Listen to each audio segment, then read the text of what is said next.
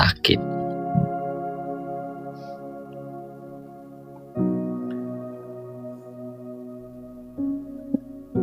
Dan apa ya? Ayah sakit apa waktu tu bang? Sakit paru-paru. Dia ada tahap ke waktu tu? Tahap Iya. kesakitannya udah tahap berapa tu? Untung segera dibawa ke rumah sakit ya, kalau enggak semakin parah nih.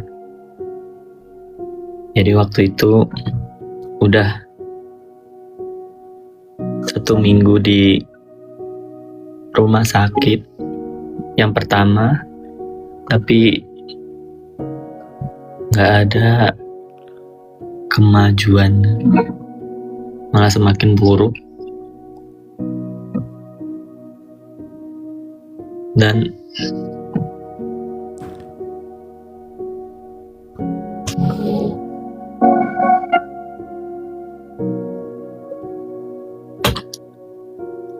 hampir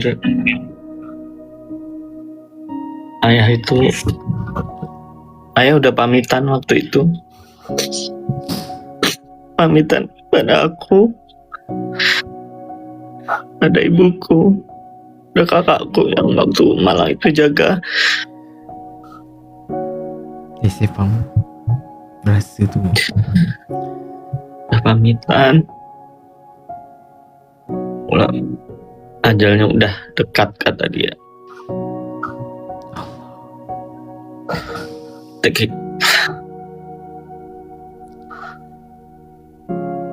Habis itu kita semua udah kumpul.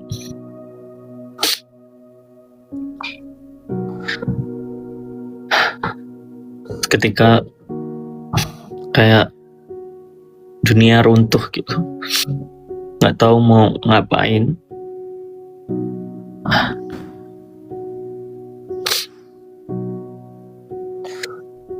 Aku pikir juga ayah juga akan tiada karena kondisinya lemes banget waktu itu.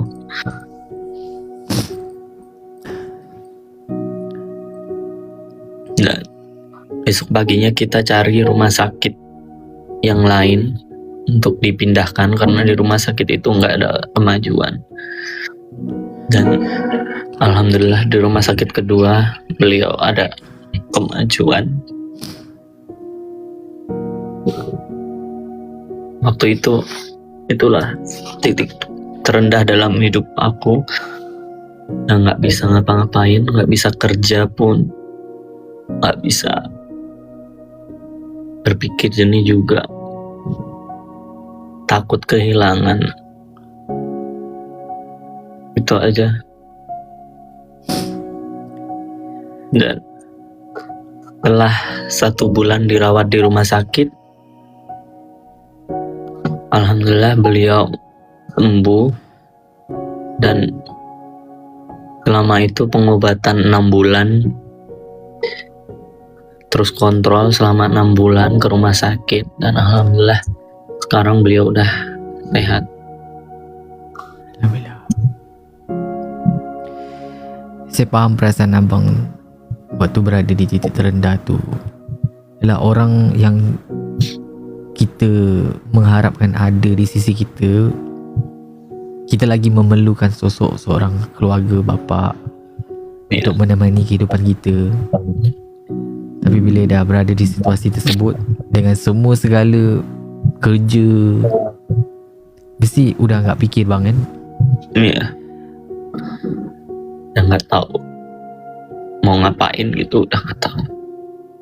Pengennya cuma sembuh aja buat apa itu.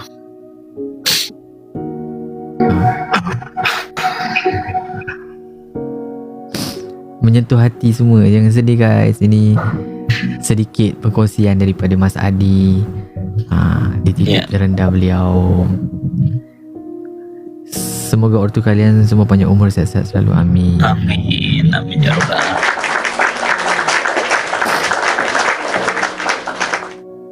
Amin.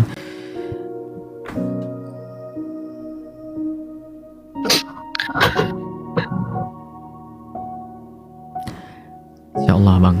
Saya doakan abang juga semoga sukses dan semoga kehidupan dan kebahagiaan abang juga dijamin dan orang tua abang sihat-sihat terus. Amin. Bang Adi dah dapatkan kan satu buku ni? Udah. Nah, abang ada baca kan? Menurut abang lah, lepas abang dah baca kan, apa feel abang selepas baca buku ni?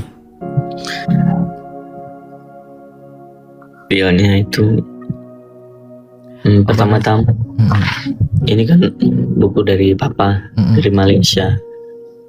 Ini bahasanya bisa dimengerti untuk orang Indonesia. Terus banyak kata-kata motivasi yang ada di buku ini. Dikala kalian di titik terendah, kalian kasih motivasi di sini, jadi kalian bisa bangkit lagi, bangkit dari keterpurukan kalian, bangkit dari susahnya kalian. Pokoknya buku ini wajib kalian beli. Terus banyak pesan-pesan yang terkandung di buku ini. Cara menghadapi masalah, menghadapi musibah. Dari banyak bab dalam tu. Ada 13 bab dalam buku ni. Dia mengajar kita dan memberi semangat untuk kita. Jujur bang baru-baru ni Hafiz ada satu masalah. Ya, masalah tu dia tak besar sangat tapi dia mengganggu fikiran Hafiz tau. So, abang tahulah kalau masalah kehidupan, masalah keuangan itu benda efektif. Kalau keuangan semua efektif dalam kehidupan seharian kita, betul tak? Jadi saya buntu, saya tak tahu nak buat apa. Saya macam-macam saya fikir nak buat tu, nak buat ni, tapi kita tak boleh nak buat benda tu sebab fikiran kita masih terfikir benda yang sama berulang-ulang. Jadi malam kemarin saya pun tak apalah, saya buka buku kan, buku ni dah ada dengan saya dah lama guys Saya pun buka buku ni, saya pun baca. Saya faham, saya cuba faham, saya baca.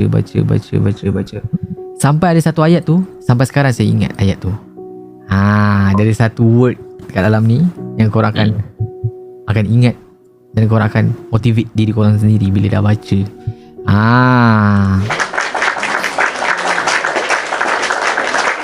Okay, untuk penjualan dekat Indonesia nanti saya akan bagi tahu balik dekat korang. Nanti kita akan sediakan bako kuning juga di Indonesia. Berkemungkinan akan daripada bako kuning Bang Adi guys, insyaAllah. Nanti ada kat pasaran Indonesia. Akak-akak yang dari Indonesia boleh beli melalui di Bakul Kuning Bang Adi.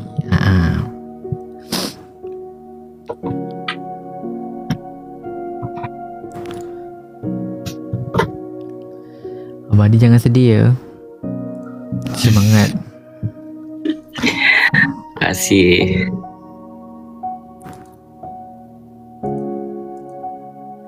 Kita nak invite seorang lagi guest kita. Terima kasih infonya. Siap.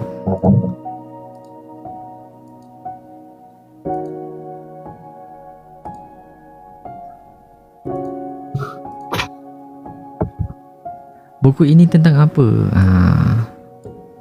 Buku ini menceritakan tentang titik terendah dalam kehidupan kita. Buku ni buku motivasi. Ya.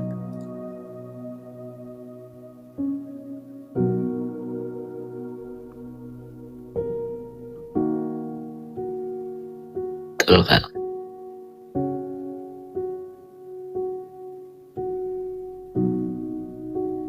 Okay. So abang nak bersama dengan kita ke ataupun abang nak di bawah dulu untuk boleh. Ya.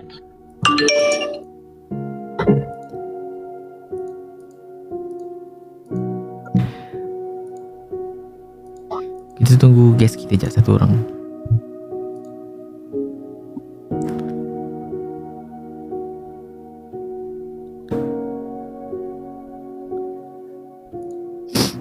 Okay, Bang Adi, terima kasih, thank you so much. Terima kasih Along, terima kasih semuanya. Perkongsian hari ini. Terima Semoga kasih Papa. hidup kita semua lancar, diberi kesihatan yang baik, Amin. dan semoga dipermudahkan segala urusan keluarga kita dan orang-orang sekeliling kita. Amin. InsyaAllah. Semoga Along cepat selesai masalahnya. Amin. Abang juga, kalau Ya. ada masalah, kita pasti akan ada cara. Ya.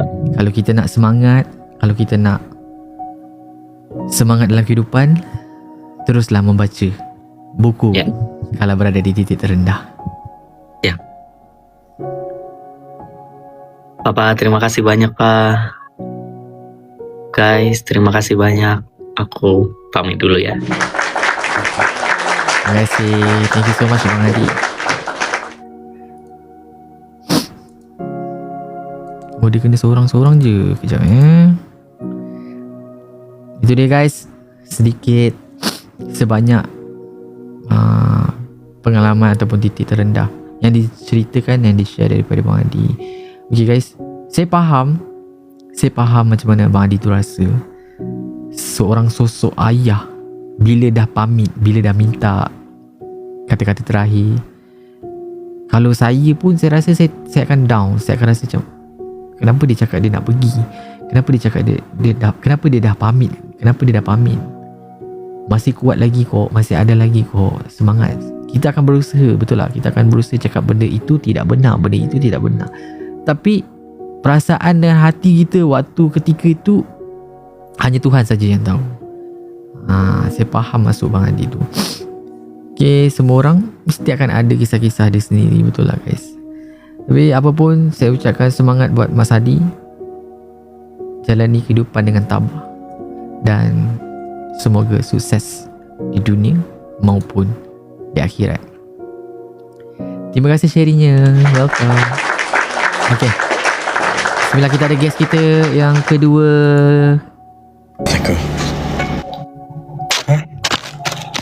Assalamualaikum. Waalaikumsalam. Adi mana? Adi udah turun. Mau Adi temanin boleh? Oh ya, jadi dua-dua gitu, nggak semuanya ya? Nggak bisa ini. Oke. Dia ada satu orang je yang boleh naik. Nggak apa-apa. Selamat Okey. malam. Selamat malam Bogel. Sehat ya? Sehat, alhamdulillah sehat. Okey, Abang Ogel, di tangan saya ni ada sebuah buku yang kita launch. Abang Ogel pun pasti tahu tentang buku ini. Sebelum ni Malaysia kita ada cerita juga tentang buku ini kan. Kita baru je launch hari ni dekat live stream TikTok Hafiz. Alhamdulillah kita dah ada lumayan juga jualan kita hari ni. Terima kasih kepada pembeli-pembeli. Thank you. Thank you so much. Yes. Okay, so malam ni tujuan Hafiz invite Abang Ogel untuk naik ke live stream ini cuma sekadar berkongsi cerita dengan kita. Mungkin penonton-penonton daripada Bang Ogel, daripada penonton Hafiz, daripada penonton luar mungkin nak tahu sedikit perjalanan hidup abang, ataupun di mana titik terendah abang yang abang rasa abang mungkin nak share. Mungkin tidak semuanya, mungkin ada beberapa abang nak share dengan kita semua dekat live stream ni. Boleh dong. Titik terendah, kalau ngomongin soal titik terendah adalah ada beberapa fase sebenarnya. Tapi yang aku gak akan lupa adalah titik terendah aku di umur aku keluar SMA. Aku harus menerima takdir aku kalau saat itu hampir tidak akan lanjut sekolah karena kondisi ekonomi papa aku yang sudah terpuruk, dan kami sempat aku sama adik aku sempat tinggal di rumah yang memang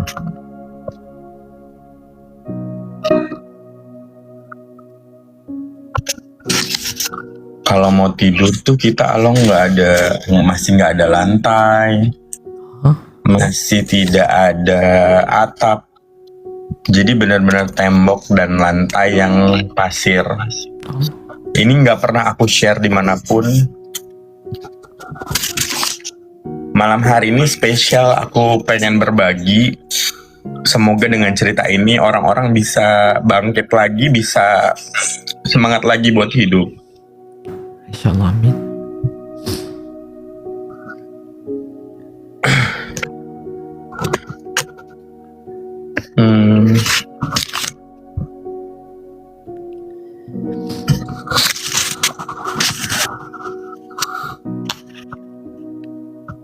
Sebelum kuliah tuh aku alung bener-bener tinggal berdua sama adik aku di tempat yang memang saat itu mungkin kurang begitu layak buat kita tinggalin berdua. Mungkin kalian ngelihat aku suka senyum-senyum, alhamdulillah ya, sampai sekarang aku mensyukuri apa yang perjalanan hidup aku yang sudah aku laluin sekarang. Cuman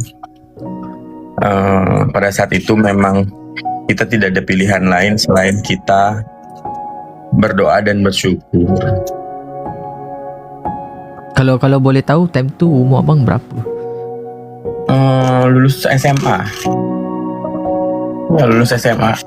Tapi aku di situ kayak bersyukur aku bisa bertahan di titik terendah aku yang memang setiap mau tidur kita harus siram dulu pasirnya biar nggak kehirup sama kita.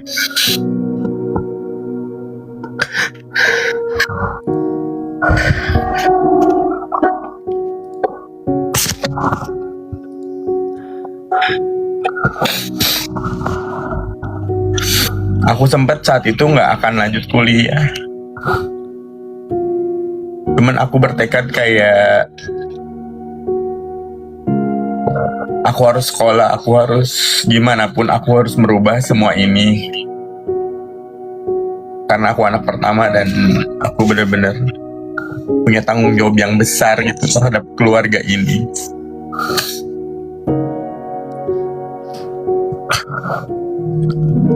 Bahkan aku kuliah pun saat itu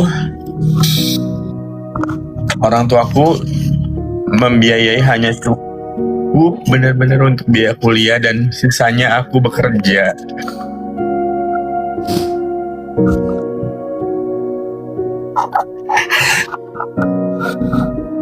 Semangat. Tapi aku selalu bilang sama adik aku ketika kita mau tidur gitu, Dek, suatu saat kita punya kamar mandi yang bagus. Suatu saat kita punya rumah yang bagus dan layak buat kita tinggalin gitu.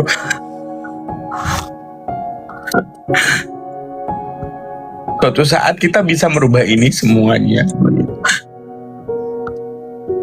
Dan di saat bersamaan,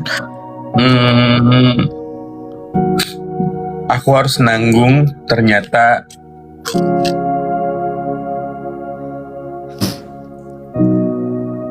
utang papaku banyak banget, Abang.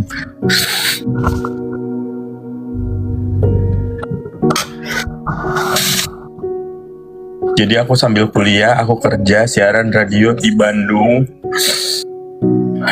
Habis itu aku ngerasa kayak harus ekstra kerja, jadi aku siang sampai sore aku kuliah, sore sampai malam, bahkan aku sampai pagi lagi aku kerja siaran radio.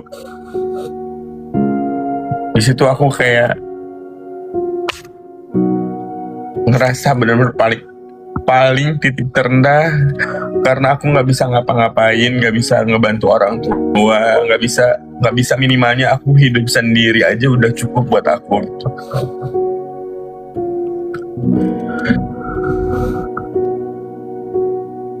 Ini pertama kali aku cerita, bahkan aku kalau talk show di TV pun aku nggak pernah cerita ini, benar-benar yang kayaknya ini titik terendah yang bikin aku kayak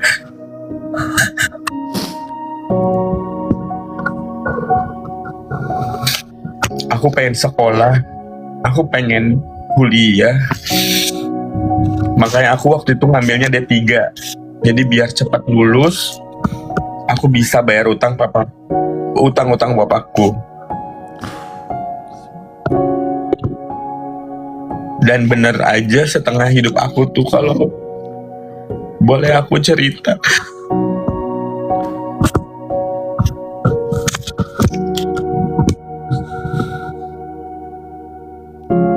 ya untuk melunasi semua hutang-hutang ayah aku.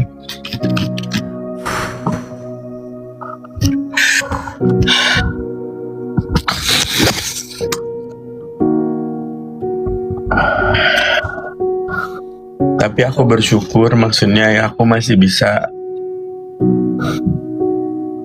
berusaha buat sekolahin aku sampai kuliah.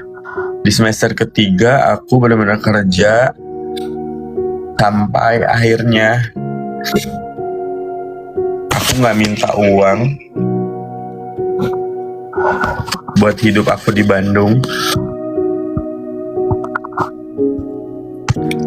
Dan aku saat itu bertekad kayak, ya Allah, aku terima semua apa yang sudah terjadi sama diri aku selama ini. Tapi kalau boleh, aku bisa ngerubahnya. Aku minta tolong banget, boleh nggak ya aku bisa bahagiain orang-orang terdekat aku.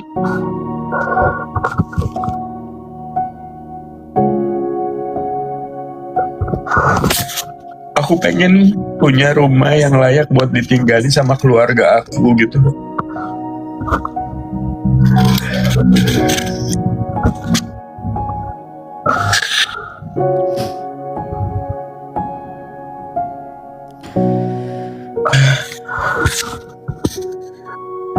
Aku pengen cepet kuliahnya kelar terus aku kerja gitu. Dan Allah baik banget, satu persatu dibukakan pintu rezekinya. Tiba-tiba aku magang setelah selesai kuliah, aku magang di salah satu TV. Terus aku dapat program di TV itu, terus aku punya uang honor pertama aku buat beresin semua utang-utang bapak aku.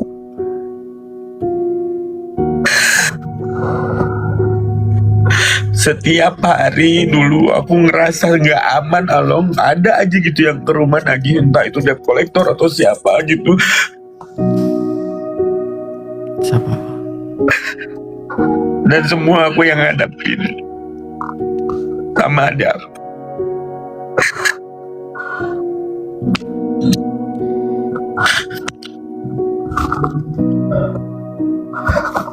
Tapi aku selalu yakin ketika kita udah berusaha dan ini buat orang-orang yang kita sayangin, kita berjuang, pasti ada jalan.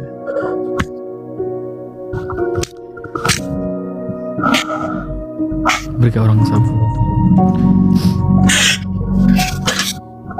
Makanya mungkin banyak yang nggak tahu kalau kalian taunya aku sekarang, dan alhamdulillah aku melewati perjalanan yang titik terendah aku sampai akhirnya aku berjuang di Jakarta sendirian. Aku pernah tidur di halaman Trans TV buat casting karena aku nggak ada tempat tinggal di Jakarta.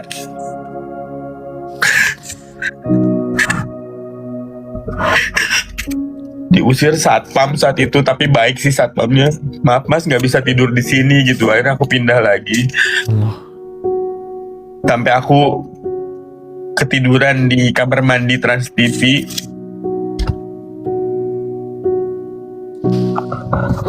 Dan aku berkata saat itu, ya Allah, semoga aku dapat programnya di TV ini gitu.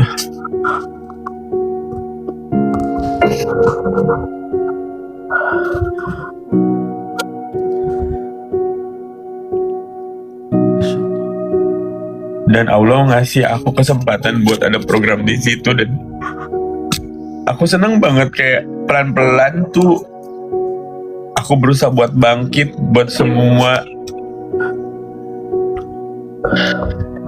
memperbaiki semua yang udah terjadi di hidup aku gitu. Aku 2 hari berturut-turut nggak ganti baju karena aku mikir kayak casting tuh cuman sehari, ternyata berhari-hari. Mungkin kalian lihat aku udah di TV, udah jadi host, udah jadi artis, udah jadi sekarang, tapi proses itu benar-benar aku yakin banget ketika berjuang buat orang yang kita sayangin, insya Allah si Allah nggak akan tidur, pasti Allah kasih rezeki, pasti Allah kasih kesempatan buat kita. Dan di 2 hari itu aku kehabisan uang ngalong di Jakarta, aku nggak punya uang. Lepas tu gimana abang boleh survive? Makan aku ngandelin ini makanan yang dikasih kru. 2 hari berturut-turut aku dikasih snack kan. Jadi aku irit-irit, misalnya satu dikasih di apa gitu-gitu. Dan gak ada yang tahu kayak, terus aku ngerasa kayak saat itu aku harus bertahan di sini gitu. Meskipun gagal berkali-kali castingnya, tapi aku yakin ada titik cerah buat aku gitu. Alhamdulillah Tuhan kasih jalan.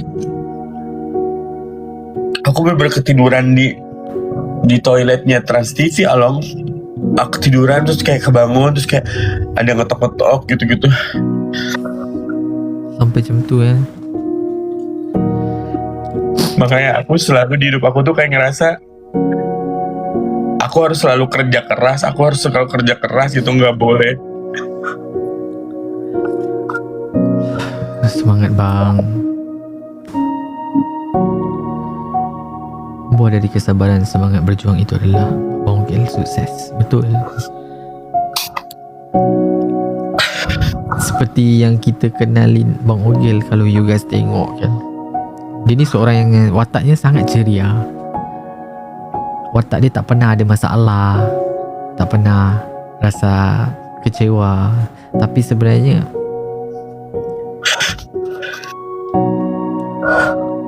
di sini teman-teman pasukan Badun makin banyak yang nonton karena aku nggak pernah cerita ini sebelumnya di manapun. Aku akhirnya siap buat cerita kayak gini karena aku ngerasa mungkin aja di luar sana ada yang sama kayak aku. Please bertahan hidup. Please bertahan hidup. Please bertahan buat orang-orang yang kita sayangin. Please jangan pernah kepikiran buat nyerah. Meskipun udah lelah, udah capek, please ingat ada orang-orang yang harus kita perjuangkan di hidup kita.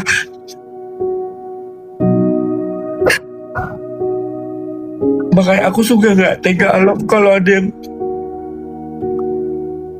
tapi ini belajar juga ya. Maksudnya aku jadi belajar ketika aku sekarang, alhamdulillah sekarang misalnya aku nge-MC sama orang-orang baru atau kerja sama siapapun, aku tahu cara menghargai orang, aku tahu cara memperlakukan orang. Gak semuanya kita bentang-bentang kita udah di atas, mereka baru, terus kita gak ajak ngobrol. Sampai aku belajar juga dari orang-orang hebat kayak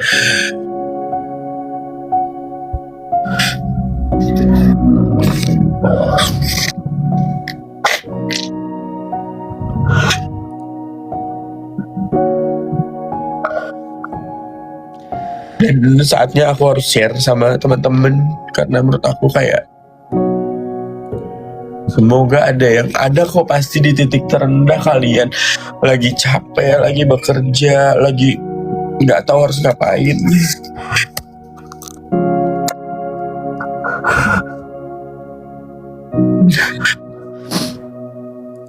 Kalian nggak pernah sendirian, pasti ada yang lebih. lebih harus struggle, lebih harus berjuang gitu. Jaga semangat.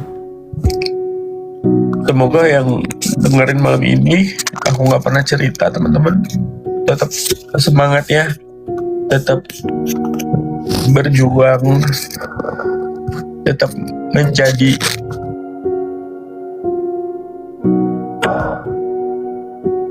diri kamu sendiri dan jangan pernah nyerah. Semangat bang. Jangan pernah nyerah. Apapun sesulit apapun.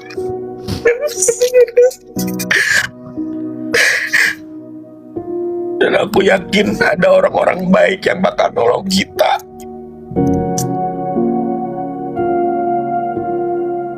Jadi orang baik meskipun udah dijahatin gak apa-apa, tetap aja. Gak ada kok, gak ada ruginya.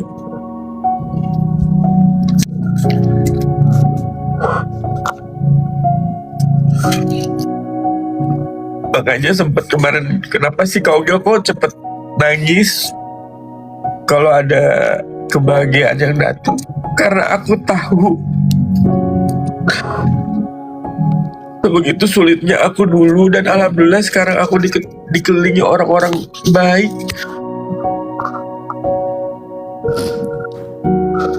Itu doa mama aku.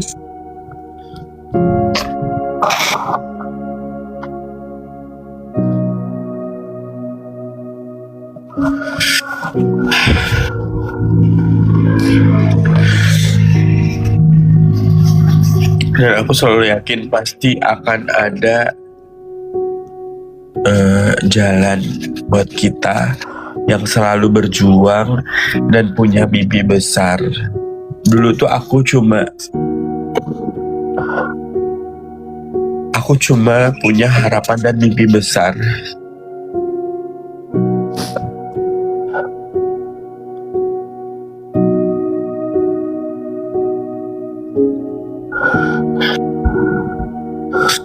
Ketika ditemukan dengan titik terendah kamu,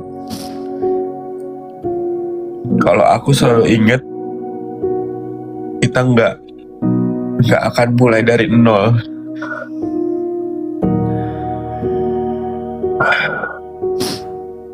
Apa yang udah kita mulai, apa yang kita udah lakukan, selesaikan sampai garis finish. Jangan nyerah pokoknya. Jangan pernah nyerah sedikit pun sama keadaan. HP boleh, tapi jangan nyerah. Semua orang, aku yakin, punya titik terendahnya masing-masing, dan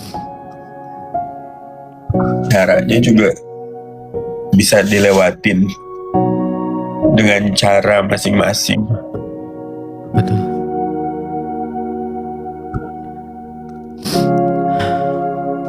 Makanya Along, kalau aku ada orang baik ya Along, kamu nggak aku suka nangis kan? Iya, karena aku ngerasa di hidup aku tuh Semakin membaik kan. membaik, dan kalau aku pengen sesuatu, aku harus kerja dulu, aku harus kerja keras. Jadi kalau ada yang kasih aku apa tuh kayak aku happy banget, karena menurut aku kayak, oh ada juga ya ternyata gitu. Pemikiran aku selama ini yang aku harus kerja keras, iya udah harus kok. Tapi balik lagi, kita hidup ini cuman menjalankan aja, nggak ada yang sebaik-baiknya. Skenario cuman skenario Tuhan yang paling baik menurut aku.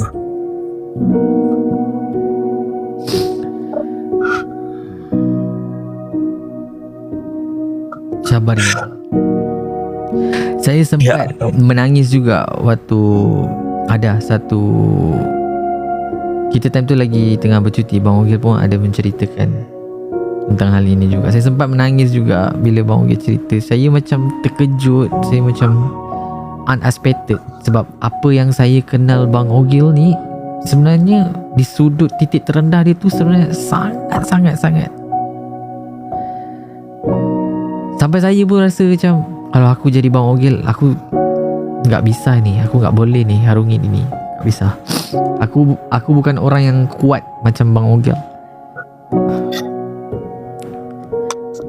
Sampai adik aku pun dialog sampai sekarang tuh kayak kalau ketemu orang dia selalu bilang kayak titip kakak aku ya gitu. Baik banget, Mbak.